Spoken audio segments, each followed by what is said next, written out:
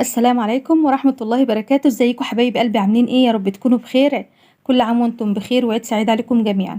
طبعا الممبار بتاعنا في ناس كتير بتحبه بس ما بتعرفش تنضفه ولا بتعرف تقلبه. النهارده هنقلبه بطريقة سهلة جدا جدا وهنضفه وهيطلع زي الشمع معاكي. خليكم مع الفيديو بس ما تنسوش اللايك الجميل بتاعكم والاشتراك في القناة.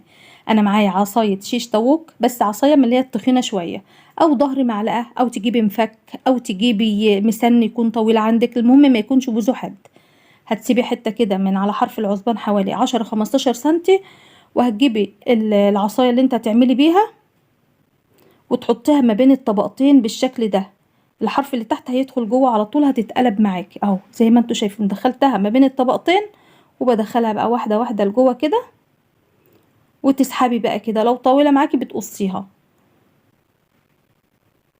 اهو. طريقة سهلة. بقصها بقى كده هتلاقي الظهر يتقلب تحت بكل سهولة. شايفين اهو؟ شايفين الظهر بقى اتقلبت بطريقة سهلة جدا، ولا هتدوخي في قلبه ولا اي حاجة. هنحشي وهننضفه بطريقة حلوة، يعني ما فيش اي حاجة صعبة عليكي خالص. هعمل معاكم برضو واحدة كمان بظهر المعلقة اهو. شايفين؟ سبت حوالي 15 سنتي، وبظهر المعلقة بتضغطيها برضو ما بين الطرفين او في النص في الطبقة، في ما بين الطبقتين بتضغطي المعلقة وبقى وبتشدي وتاخدي الجزء اللي انت عايزاه وبتقصيه. هتلاقي الظهر اللي تحت اهوت قلب معاكي. والله ما في اسهل من كده. اي حاجه بقى طويله عندك كده مفك ممكن، بس ما يكونش اللي هو ممكن مفك الصليبه، ما يكونش مفك بوزو حد برضو، او بظهر المعلقه زي ما انتوا عايزين كده. طريقه سهله خالص اهو. بتعملي ظهر المعلقه ما بين الطبقتين، بتسيبي حوالي 15 سنتي وبتدخليها وبتسحبي بقى من فوق اهو. شايفين؟ ما بياخدش معايا ثانيه والله. بتسيبي حوالي 10 15 سنتي وبتدخلي المعلقه اهيت واحده واحده كده وبتسحبي بقى.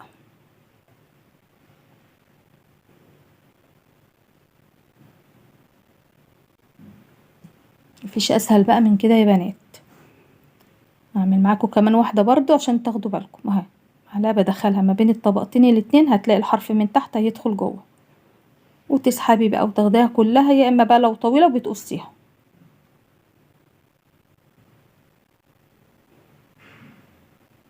في ناس بيقلبوه تحت الحنفية، بس والله دي اسهل بكتير. كده خلاص قلبته كله بقى. هنيجي بقى على مرحلة التنظيف بتاعتنا. خدوا بالكم بقى من شكله دلوقتي، وبعد ما ننضفه يبقى شكله عامل ازاي. حطيت عليه شوية مية، وبعد كده حطيت عليه معلقة كبيرة بيكربوناتو، وحوالي بقى معلقتين 3 خل، وهتسيبيه لمدة دقيقتين اتنين، وما تزوديش عن دقيقتين اتنين عشان ما يتهرش معاكي. كده خلاص سبته لمدة دقيقتين اتنين. ونسيت اقول لكم كمان، لو ما عندكيش كربوناتو ممكن تحطي معلقة بيكنج باودر، يا بيكنج باودر يا كربونات الصوديوم، اي حاجة من الاتنين. كده بعد ما سبته دقيقتين اتنين خلاص بينزل بقى، بيبوش المادة اللزجة اللي بتبقى فيه. هحطه بقى في المصفى، وشايفين المية بتاعته اللي نازلة منه عاملة ازاي. هنتنينا بقى نغسل فيه لحد ما يبقى زي الشمع معاكي. لسه في خطوات جاية متستعجليش.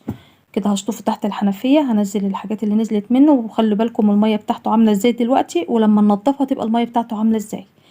كده شطفته تحت الحنفية ونزلت المية اللي فيه. هحط بقى معلقتين اتنين كبار من الملح الخشن او الملح الناعم اي حاجة، وهتدعكيه بالشكل ده. كل ده هيساعد بقى في الحاجات اللي لازقة فيه هتنزل على طول.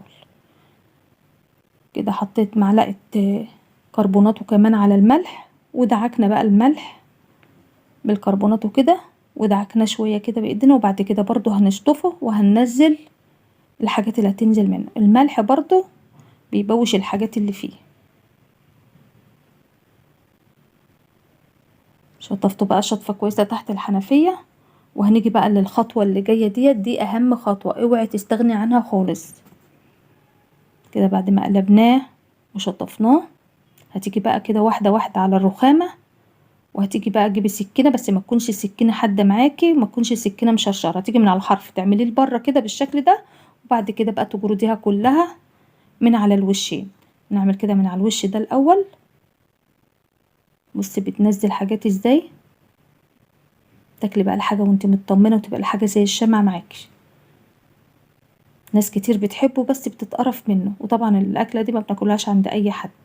لازم تكوني انت عاملاه بايديكي ومطمنة ان انت غسلاه كويس اهو. بتجرديه من على الوشين الاتنين بالشكل ده كده، يطلع معاكي والله زي الشمع. اهو نزلنا الحاجات اللي عليه كلها من على الوشين، وشايفين الحاجات اللي نازله منه اهو. اعملي بقى كله بالشكل ده كده، عمرك ما هتشمي ريحه زفاره، وهتاكليه وانتي مطمنه. هتيجي من على الحرف كده بتعمليه لبره، وبعد كده بقى تعمليه من على الوشين الاتنين. ولا تقولي لي بقى تغسليه في الخلاط، خلطتي اللي هنغسل الممبار فيه. لو غسلتيه في الخلاط اصلا هيطلع معاك عصير ممبار مش ممبار.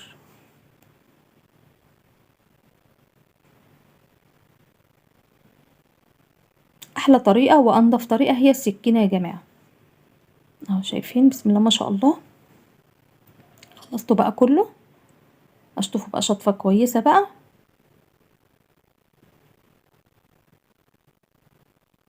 وكل ما بنغسله وبنعمله كل ما تلاقي الميه بتاعته تروق شويه. حطه بقى في بوله فاضيه كده، وهندخل على المرحله الجايه. هتجيبي بقى شويه كده من الدقيق، حوالي 3 معالق كبار كده من الدقيق، وتدعكي الممبار بالدقيق. دعكي بقى دعكه كويسه جدا كده، عشان خاطر نتخلص برضو من ريحه الزفاره. لسه في خطوات جايه كده برضو، خليكم معايا، وخطوات اسهل من بعض كلها. كده بعد ما دعكناه حطينا شويه دقيق عليه، هنشطفه بقى تحت الحنفيه كده، وننزل بقى الدقيق بعد ما دعكناه بيه.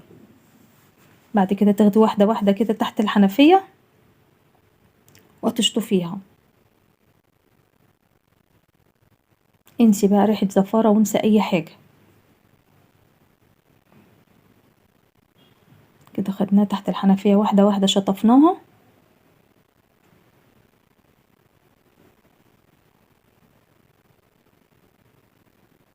كده تمام. بعد ما شطفناه كله كده بالشكل ده، هنرجع برضو نحطه في البولة بتاعتنا.